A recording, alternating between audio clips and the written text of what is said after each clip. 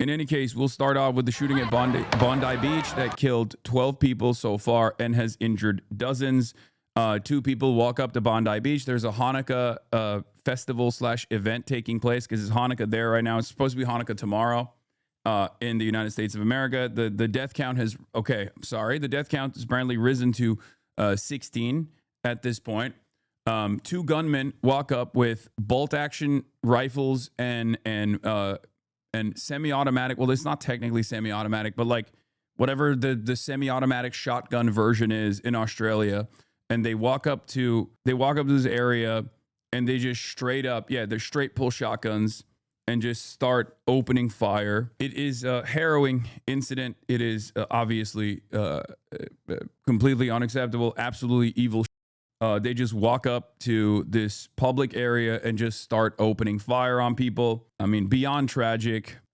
It's a very American style incident that took place this time in Australia. So let's take a look. And I'll shots ringing out over Australia's most famous beach, packed for sunset.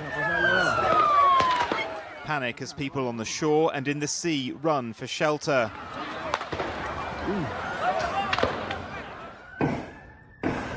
As rounds are fired, a moment of bravery. Watch as the man in white, Ahmed Al Ahmed, tackles one of 2 terrorists, targeting hundreds of Jewish people who were peacefully celebrating Hanukkah, the festival of lights.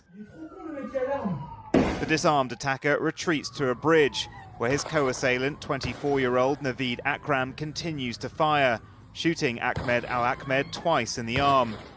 The pair continue their attack before they're surrounded by law enforcement. One is shot dead and the other is seriously injured and apprehended. Police are investigating reports of a 3rd terrorist. They also discovered improvised explosives. Look at the speed of him shooting. This is a trained sniper. Yeah, I mean, he was I wouldn't say he's a trained sniper necessarily, but it's obvious that he is very well trained with this weapon, because being able to cycle through with ease like this obviously implies that he is very well practiced. It doesn't mean that he's like well practiced at, like, I don't know, combat or something. It just means he's like definitely very aware of how to use this rifle. As you can see, it's a straight pull, but this is still considered a type of bolt action. It's a modified bolt. A standard bolt, you have to push up and then back and then forward and down straight.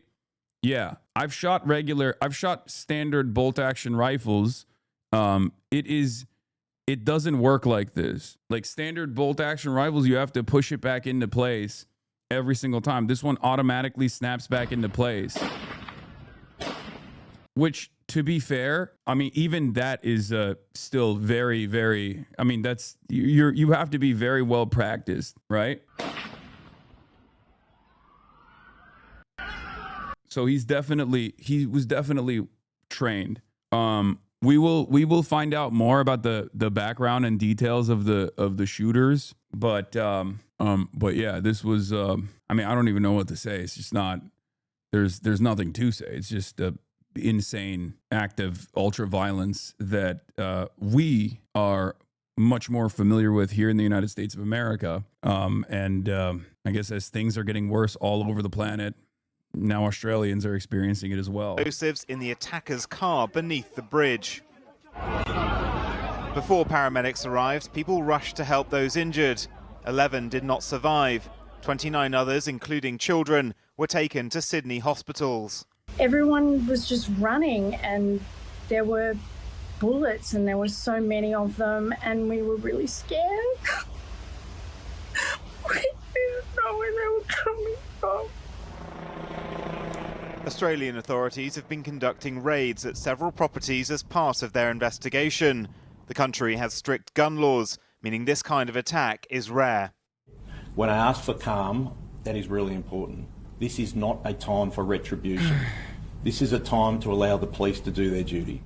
Australia's Prime Minister described the attack as an act of evil. There is no place for this hate, violence and terrorism in our nation. Let me be clear. We will eradicate it. But Israeli Prime Minister Benjamin Netanyahu criticised the Australian. Come on, say something stupid. That's pretty cool, man. That's cool. You see a insane act of violence, you know, children being shot at, and your first goal is to let me go check in with the HasanAbi broadcast so I can clip him saying something and post it. Lol snipped me. Incredible stuff, brother. You certainly are a good guy, okay? You are certainly a good guy. This is the good guy. This is what good guys do. Oh, 16 people died. Let me go see if I can get Hasan to say something so that I can clip it out of context and cancel him. Government, citing a warning letter he wrote them after their recognition of Palestine.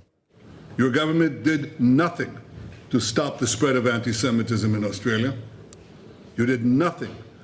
Also, once again, no matter what happens around the world, you can always count on Israel and defenders of Israel to instantly turn around and talk about like that's immediately in the interest of like Israel's foreign policy, Israel's domestic policies. Like the bodies haven't even been collected yet. And Benjamin Netanyahu will go on television and be like, this is why you can't give these Arabs a state, you know, immediately. To curb the cancer cells that were growing inside your country. One of those killed was a British-born Rabbi Eli Schlanger, a 41-year-old father of 5. His colleague, Rabbi Levi Wolf, who rushed to the scene, was defiant.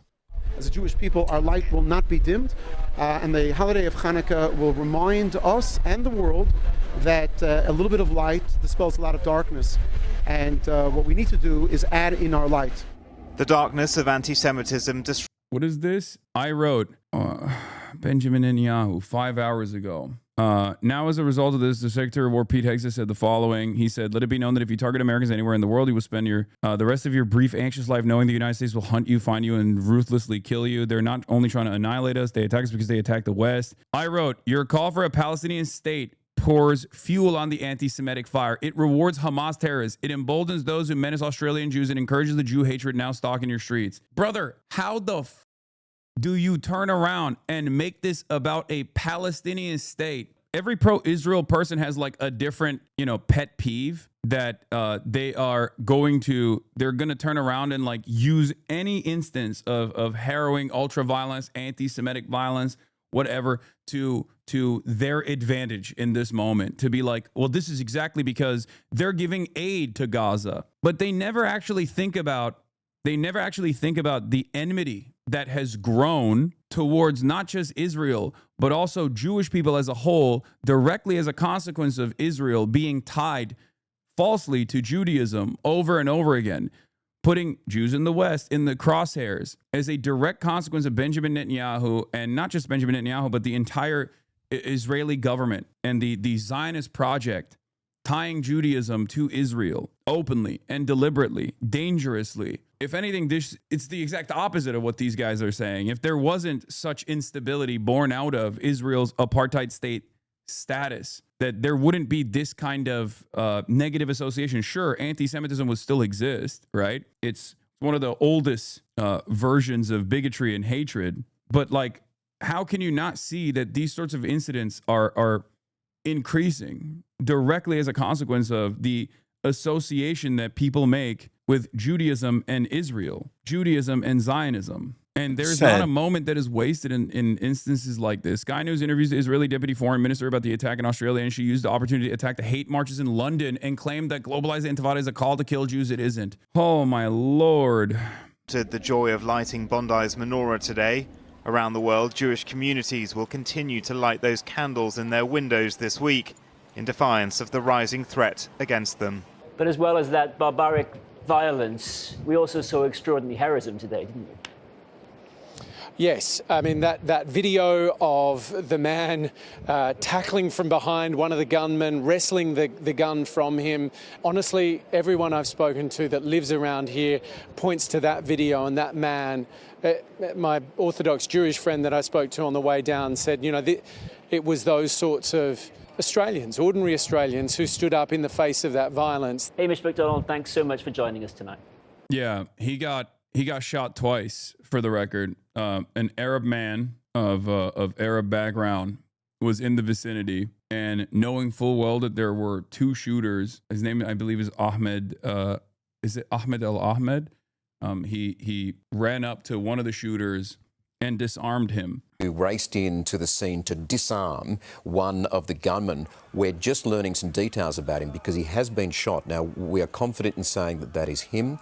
One of his relatives has just spoken to one of our reporters. We've got an interview coming in. We understand that this gentleman's name is Ahmed Al Ahmed. He's a 43-year-old married father of two. And he raced in to help. We understand apparently owns a fruit shop in Sutherland. No experience with guns. He was just walking past. We are told that he has 2 bullets in his arm, but they think he's going to be okay. And in the next hour, let's have a listen to the hero's relatives talking about his acts this evening at Bondi Beach. Still, he's in the hospital and we don't know exactly what's going inside. But they said the doctor, he's very okay. Yeah. And next 2 hours, they let us to go in and see Ahmed, because he's still inside and he do the operation. But we hope he will be fine. He's a hero, 100% he's a hero, because what we see on the social media, he's 100% hero. To his shoulder? Yeah, he have 2 shots, one in his arm here and one in his hand. And have you been able to talk to him today? No, because I come when I see what's happening, and I come. Yeah, so one of the first things that took place that I saw, at least, like some of the first viral posts were about how like this guy was actually not Arab or whatever. And then the people, when they found out that he was Arab, immediately turned around and said, well, it was still Muslims that were responsible for the shooting. So don't give credit to the Muslim guy for stopping it. I wish more Muslims were like that guy or whatever the it was just the most insane It's like very clearly racialized. In the first wave. Just in conclusion, I do want to make the point. There were some amazing lessons learned from the Bondi Westfield Shopping Centre. Last night, I'm told, the command structures were seamless, the joint agency approach, the ability for paramedics with the support of police to work in these hot zones, I'm absolutely convinced contributed to the saving of lives that otherwise would have been lost. Finally, just one message for the first responders at these scenes. You are an inspiration to us all. The way you put yourself in harm's way, your courage and resilience, we all thank you. Commissioner Langan, can you elaborate? You said yesterday that one of the gunmen was known to police. Was that gunman known to police for extremist views, and were any terror symbols displayed at the attack yesterday? I prefer not to comment at the moment. We're still very early in the investigation. We'll be happy to provide further information that it goes along. I want to give our investigators the opportunity to investigate thoroughly without speculation. We did hear last night a lot of information was coming forward. I want to make sure that it's who knows accurate. how many lives he saved with that apprehension, by the way. Was draped over the gunman's car. Are police aware of this? Is it flag being recovered? That's all part of the investigation. As I just said before, I'd rather not comment on that right at the moment. Obviously, we will look at the motives behind this attack, and I think that's really important as part of the investigation. Our investigation will be thorough, and we will be happy to provide further information. Was there any watch list or intelligence agency? Sorry, can I just have one? Sorry. Was there any indication that the shooters were known to any service? For the people asking, like, why are they saying this was an anti-Semitic act or something like that? It was, we don't know the full motives of the suspects yet, but they did very clearly target a Hanukkah event that was being put together by the Chabad, and it's very obvious that it was a Hanukkah festival that they were shooting. So that is the reason why people are saying that it's anti-Semitic. It most likely is. Like, while there is no complete confirmation, it's understandable for people to assume that, you know? If you go into a black church and shoot up a black church, even before you figure out what the motives of the shooter is, you can probably assume that this is like a white supremacist guy, like Dylan Roof, right? It's a very logical conclusion to arrive at. How does one acquire guns in Australia? How does their gun law work? It's an intolerable situation. This is an attempt to break apart. Gun laws in Australia are very tight. There are a lot of limitations to what kind of guns you can actually acquire, and the process of getting a gun is also fairly difficult. I think in Australia, I'm going to look it up a little bit. But I think in Australia you need like a psych profile before you can even get a gun. You need to have a reason. It's for hunting usually, and it's not it's not easy to purchase firearms or ammunition in Australia. Here, this is from Police NSW, from the government of Australia. A person must not possess or use a firearm, prohibited firearm or pistol unless the person is authorized to do so by a license or permit. You need to have a license or permit to possess a firearm, which takes ammunition, or they are authorized to possess the ammunition by permit. I do think that, the gun laws in Australia absolutely played a role in this, in the death count being lower than what it could have been. This could have been like a Stephen Paddock style situation. You know what I mean? If they had like semi-automatic rifles, AR-15s, you need a license with pretty significant background checks. Once you have a license, your selection is pretty limited. Need to keep them in a ground bolted safe, which the cops will randomly come around to check to make sure the guns are kept in there. Yeah. They had one major mass shooting that took place in Australia in the 90s, and then they implemented some very, very significant gun laws, and since then they haven't really had any serious, like, there's no, not the same as like the United States of America. This is 1996 Port Arthur massacre. Gun laws in Australia are some of the strictest in the world. The shooting tonight in Bondi shows very clearly that no matter the case, if bad people want to obtain a gun, that they will. Oh God, libertarian nationalists, Australia first. Classic. The fact that these scumbags can only get their hands on a shotgun and a single shot rifle clearly saved dozens of lives. Anyone who doesn't see that is a fool, like this guy. Yeah. And then, of course, American brain rot, immediately getting into Australian political discourse. The fact that AU has demonized firearms the way it has is why no police were equipped to eliminate the threat. A trained officer with a capable rifle in his trunk could have saved lives. Maybe grow up and stop thinking of tools as having a nature. Focus on the humans using them. Trained armed police officers were firing back at the gunman within 4 minutes. Trained and armed officers killed one of them. Trained and armed officers brought down the other one within 5 minutes of exchanging fire. You're not very smart, are you? Like, what the are you talking about, bro? We have Uvalde. Like, Uvalde happened in the United States of America, where the most geared up police were completely rendered useless. And there are so many instances of this because mass shootings and school shootings specifically happen with such regular frequency in the United States of America that, like, we know sometimes there is a heroic cop, but in most circumstances, it's actually an unarmed hero that ends up apprehending the gunman, or the gunman kills themselves. Okay. And that's the only way that these sorts of incidents end. American cops have basically everything short of a fucking RPG in the trunk. And yet, you know, it seems like there are a lot more mass shootings that take place in our country than a place like Australia. I cannot believe that we are literally forcibly exporting our brain rot to other countries. I hate this so much. Like, the Australian cops with the limited training that they supposedly had still did a better job than American cops do in situations like this. And they're still talking shit. Americans are still talking shit. I mean, there was a school shooting that took place in Brown only a couple hours prior to this happening in Australia. And that's basically any other day, right? I mean, that happens all the time here. So that's another narrative that's like very frustrating to see, obviously. But of course, the thing that everyone, the number one thing that everyone is taking away from this is, of course, Muslims are horrible. They're all violent. We have to kick them all out of the countries that they're in. Imagine getting a Muslim to report on an Islamic terror attack where Muslims mass murdered innocent people. Well done, Channel 9. What the read the room. Unbelievable.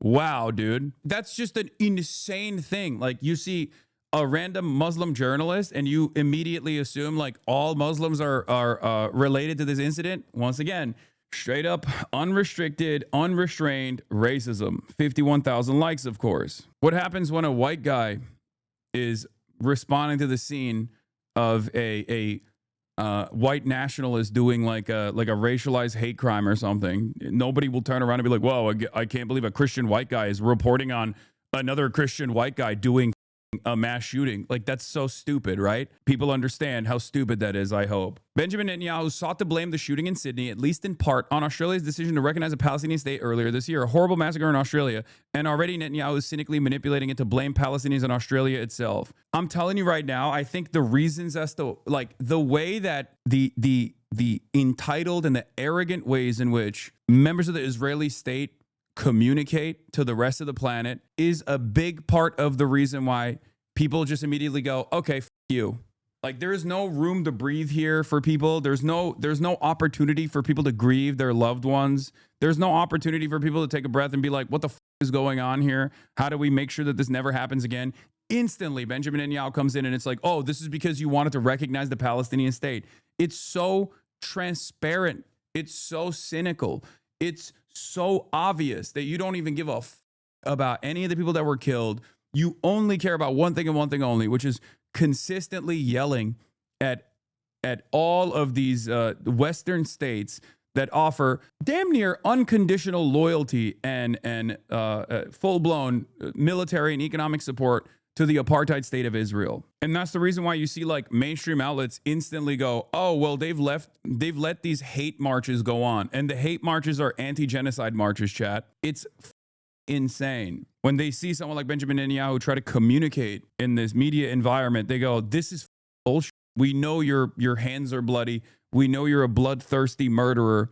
And now you're over here immediately turning this back into completely irrelevant political goals that you have personally, or completely oblivious to the dangerous conflation between Judaism and Zionism. Because in some respects, anti-Semitic incidents such as this one, or all different sorts of anti-Semitic incidents, and I'm not talking about like the bullshit ones where people are like, oh, I saw someone say free Palestine in my vicinity and I got scared. I'm talking like actual acts of anti-Semitism, right? That kind of stuff explodes as a direct consequence of tying all Israeli violence, all apartheid violence, and all genocide back to Judaism, not only in Israel, but also in the Western world as well. It's insane. Gideon Sa'ar, the foreign minister of Israel, instantly did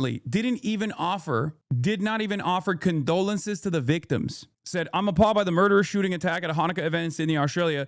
These are the results of the anti-Semitic rampage in the streets of Australia over the past 2 years with the anti-Semitic and inciting calls of globalized intifada that we realize today. How can you not understand that these two things they have to be forcibly separated, and you are merging them together? You are merging them together, tying back Israel to Judaism aggressively, which only increases the likelihood of violence that Jews are subjected to in the West, because people are hearing what you're saying and they're tying it back to what Israel is doing.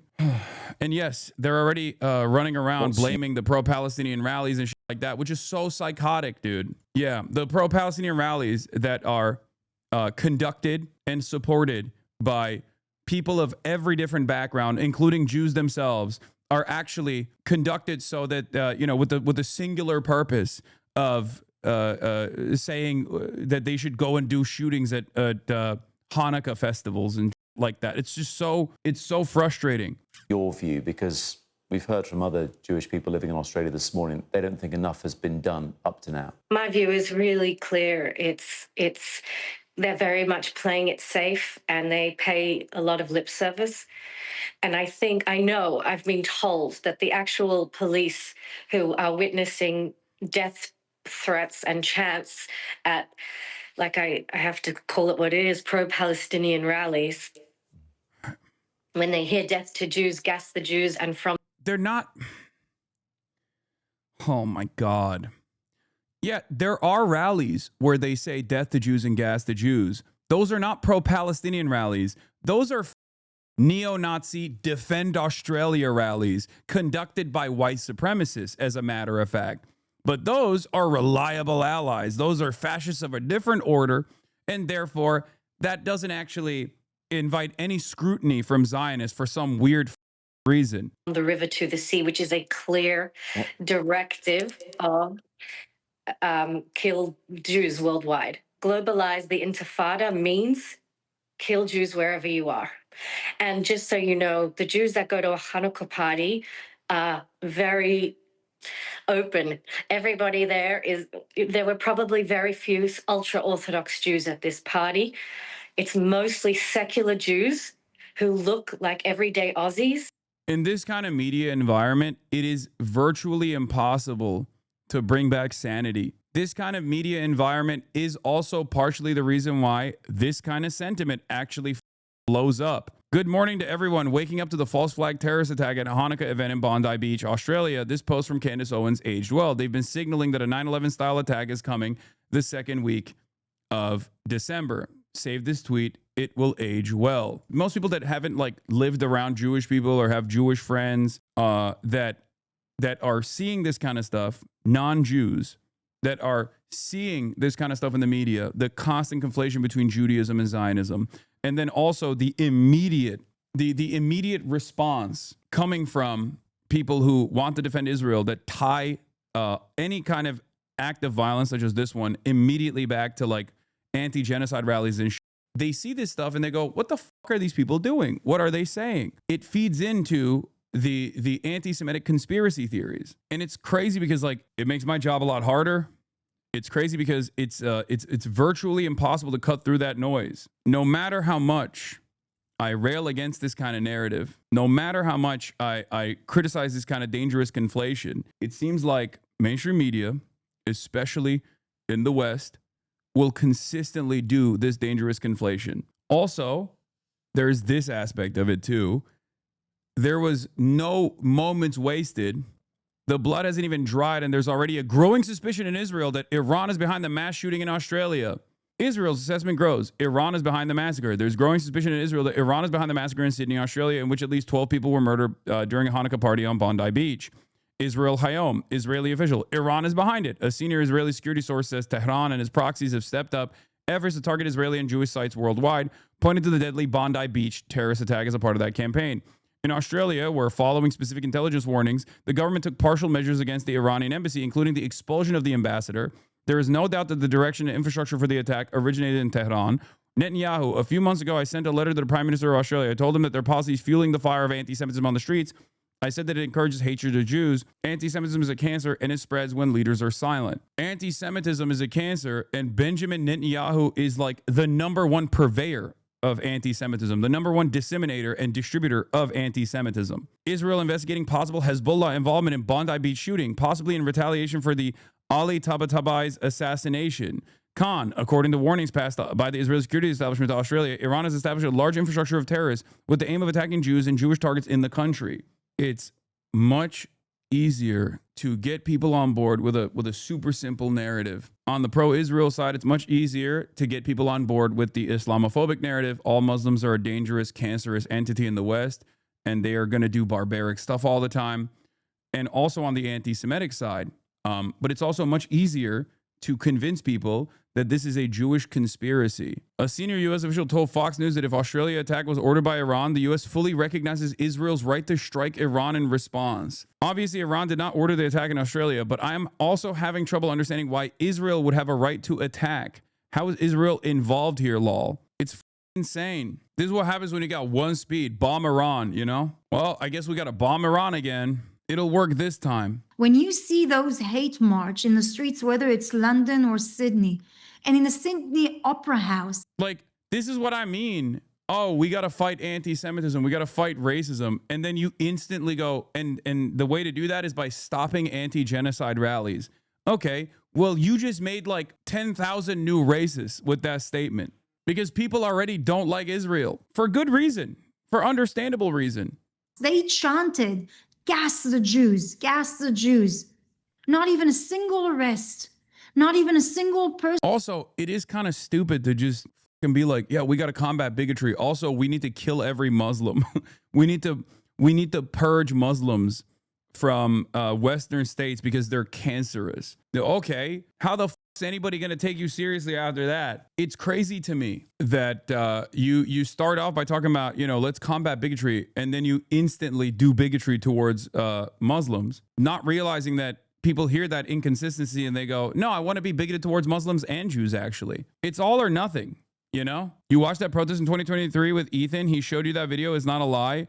Brother, are you kidding me? Not only was that the captions of the protest were debunked, like the audio in the protest was called into question later down the line, but one protest from 2023 after 2 years of genocide, do you feel like this is a valid argument? Are you insane? Yes, dude, there are going to be white nationalist opportunists that try to weave their way into the anti-Zionist project. Yeah, here, the NSW, New South Wales Police, actually investigated, say analysis shows pro-Palestine chant in viral Sydney Opera House video was, "Where's the Jews?"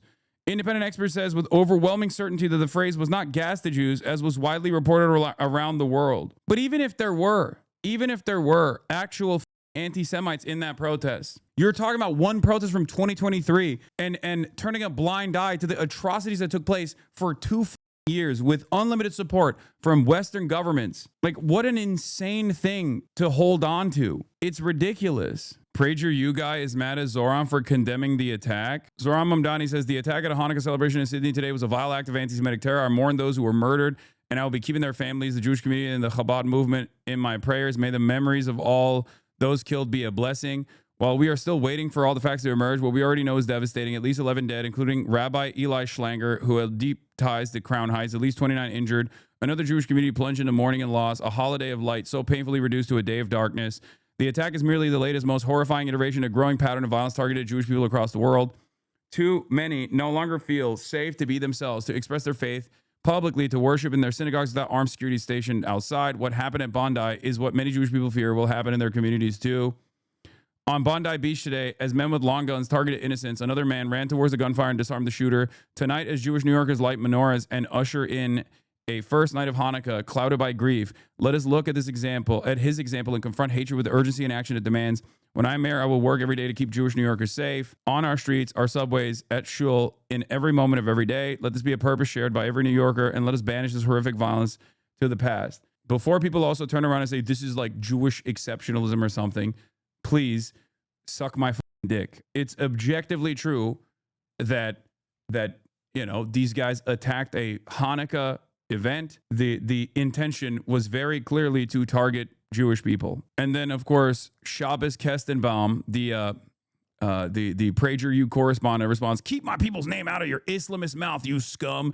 You praise the convicted Holy Land 5 terrorists, campaign with the guy who said America deserved 9/11, repeatedly denigrate our NYPD, and don't believe Israel has a right to exist as a Jewish state. Go fuck yourself." Azan caught a stray. I mean, yeah, I live permanently in the minds of these losers. Let's be real.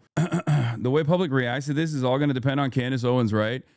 I mean, I know how Candace Owens is going to talk about this. I can tell you right now. She's going to say, "I told you so. Here's a false flag attack that Israel committed, and then now they're using it. Now they're weaponizing it." And the kernels of truth in that sentiment will be the litany of different envoys of Israel and Zionists living in the Western world or living in Israel that have been going crazy like this, advancing their own personal agendas.